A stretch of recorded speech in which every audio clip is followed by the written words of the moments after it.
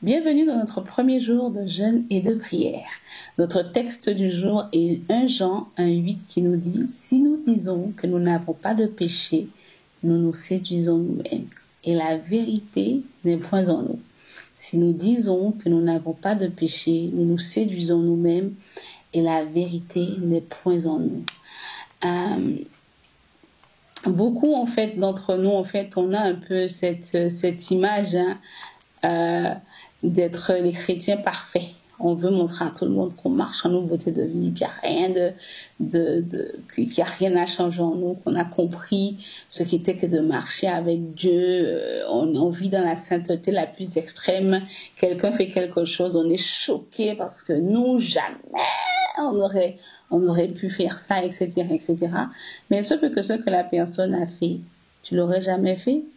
Mais il y a des choses que tu fais que cette personne-là n'aurait jamais fait non plus.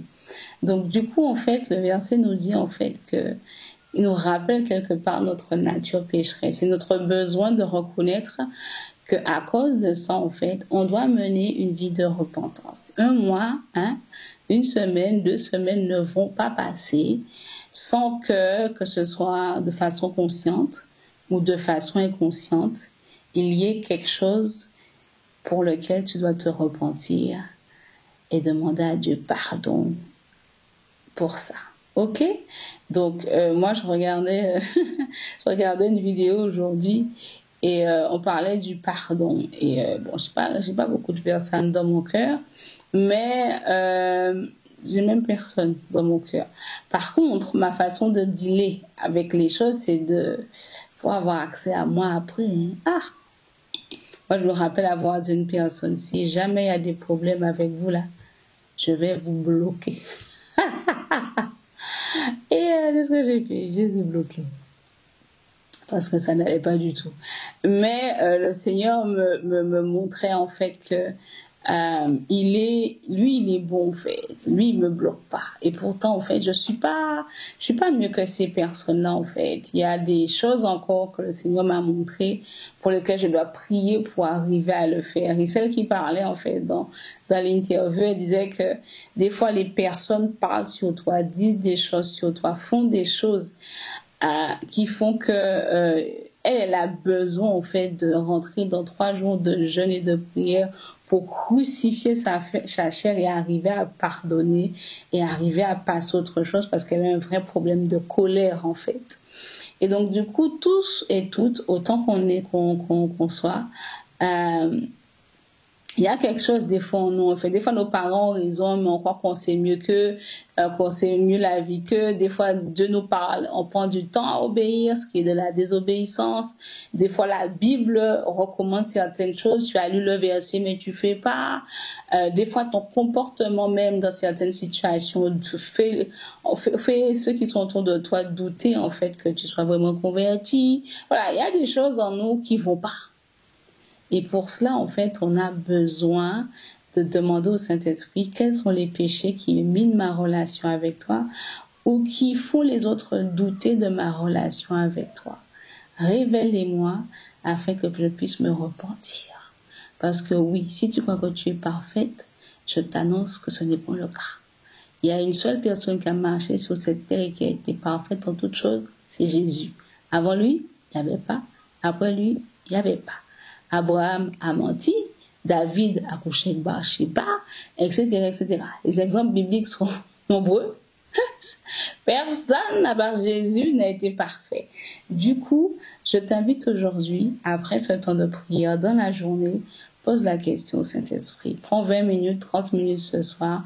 Demande-lui, Saint-Esprit, quels sont les péchés qui minent ma relation avec toi, qui minent peut-être la foi de ceux qui m'entourent à cause de mon comportement. Révèle-les-moi. Amen. Prions. Éternel, mon Dieu, nous te bénissons et nous te rendons grâce d'attirer notre attention sur le fait que, à part Jésus, personne n'a marché sur cette terre, il a été parfait.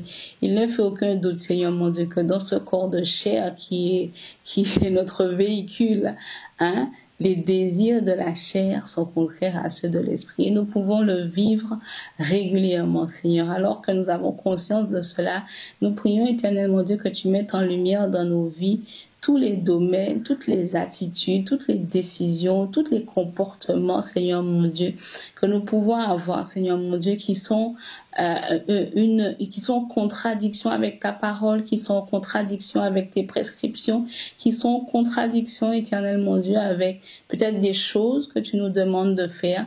Quelles que soient ces choses, Seigneur mon Dieu, révèle-les-nous afin que nous puissions nous repentir et commencer ce jeûne, Seigneur mon Dieu, sur une note qui est positive, à savoir qu'on a fait le point, on a regardé notre mariage, on a regardé nos enfants, on a regardé notre comportement au travail, on a regardé notre vie et on a vu là où il y avait un problème et on s'est repenti de cela afin de commencer ce jeûne à tes pieds pour recevoir tout ce que tu veux que nous recevions, Seigneur.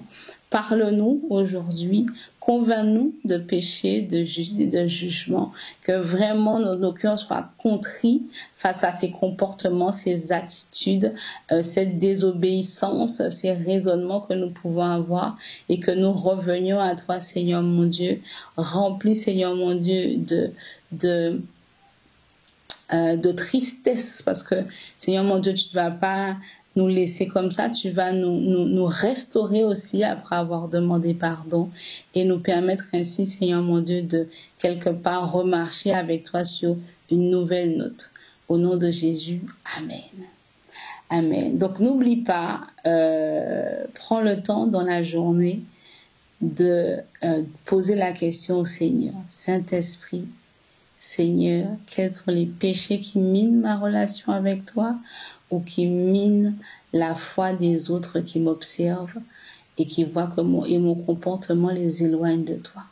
Montre-moi, Éternel mon Dieu, révèle-les-moi et attends-toi à ce qu'il te les révèle, parce que oui, le Seigneur veut que tu sois une lumière, il veut que tu sois le sel de la terre et pas du tout un instrument entre les mains de l'ennemi qui sape la foi et des plus petits que toi. Amen. À demain, on se retrouve à 5h du matin. Sois là et n'oublie pas, note tout ce que le Saint-Esprit t'aura mis à cœur. Comme ça, tu pourras, peut-être en fin d'année, relire les choses et voir comment tu as évolué avec lui. Et si tu n'as pas pris ta place pour la conférence, prends-la sur conférence.femmeesprit.org. Amen. À demain. Bye bye.